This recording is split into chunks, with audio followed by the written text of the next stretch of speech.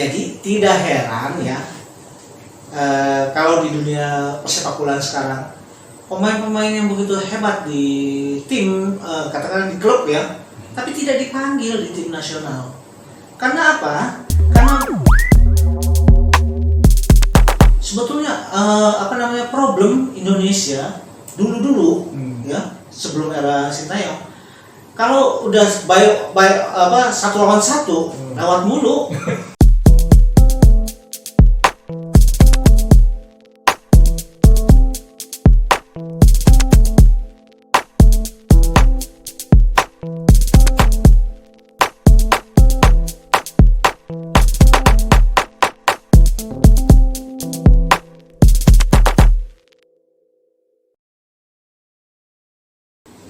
Halo bro, balik lagi ke channel kita.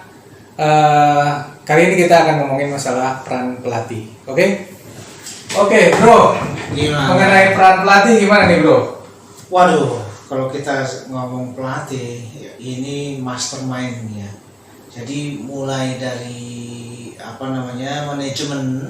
manajemen pemain, manajemen sepak bola, maupun kita juga berpikir persoalan strategi, taktikal, kemudian kita juga berpikir bagaimana pendekatan manusia, itu juga kan dilakukan oleh para coach dalam sebuah tim sepak bola. Gitu.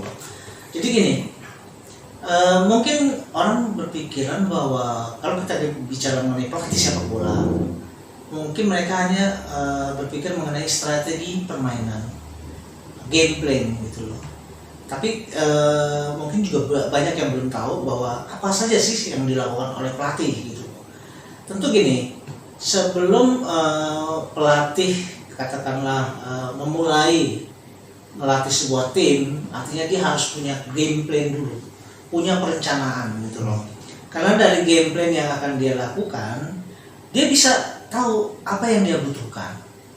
Tentu yang dia butuhkan untuk menyokong gameplaynya ini bisa berjalan, strateginya ini bisa berjalan, dia harus mulai memilih orang-orangnya yang kira-kira memang punya punya kapasitas untuk bisa mengaplikasikan apa yang dia mau, Mengeksekusi apa yang direncanakan ya. Jadi tidak heran ya kalau di dunia persepakbolaan sekarang pemain-pemain yang begitu hebat di tim, katakan di klub ya, tapi tidak dipanggil di tim nasional. Karena apa? Karena mereka bukannya tidak mumpuni dari segi teknis, tapi memang kebutuhan timnya beda. Gitu loh. Jadi artinya tidak semata-mata orang yang punya kemampuan dan bakat yang begitu hebat langsung bisa bergabung. Tapi harus ada katakanlah penyesuaian yang dilakukan oleh tim pelatih. Tapi memang peluang dari pemain-pemain yang hebat ini tentu paling katakanlah mengemuka ya, paling di atas lah katakanlah. Tentu harus dibutuhkan bagaimana pelatih kemudian memanage pemain-pemain yang sudah hebat ini untuk bisa bermain dengan rencananya gitu loh.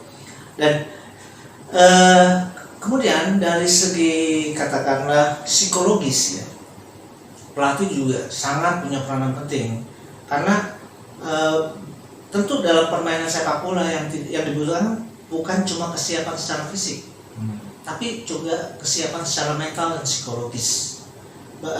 Sebagai contoh gini,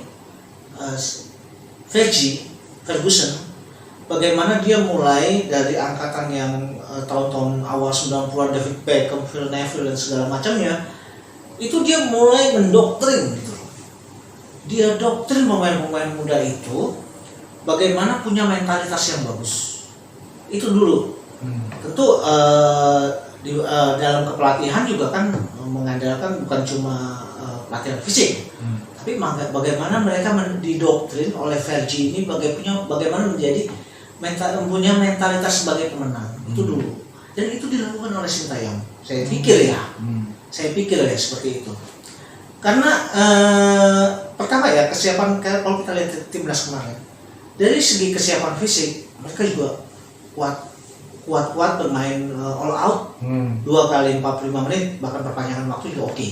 Itu mereka tidak keteteran. Artinya target untuk menaikkan level kebugaran pemain Indonesia itu tercapai saya pikir ya. Walaupun ini mereka kan masih sangat muda ya, masih sangat mungkin untuk bertambah lagi. Cuma memang permainan sepak bola sekarang itu tidak hanya mengandalkan bakat dan kemampuan gocek bola karena dia harus dibarengi oleh strengthness tubuh. Makanya di kepelatihannya Sintayong itu juga sangat melibatkan pada kemampuan angkat berat misalnya. Biar mereka pada saat full body contact tidak kalah. Karena sebetulnya problem Indonesia dulu ya sebelum era Sintayong, kalau udah satu lawan satu lewat mulu karena di body dikit mental bro. Gimana? Dan kalau di body sedikit udah mental itu menjatuhkan mental. Benar. Jadi nggak lagi berani untuk beradu lagi karena aduh gue mental lagi nih. Itu udah ketakutan dari situ. Jadi karena fisiknya juga sudah oke, mentalnya juga kuat. Mental menjadi kuat. Gitu. Jadi peran pelatih itu itu sih seperti rangkaian domino yang panjang yang kalau dijatuhkan satu tuh semua itu harus semuanya berjalan. Seperti itu bro. Keren. Oke, kita bahas lagi yang lain di sesi yang akan datang. Oke, bro. Sampai jumpa lagi.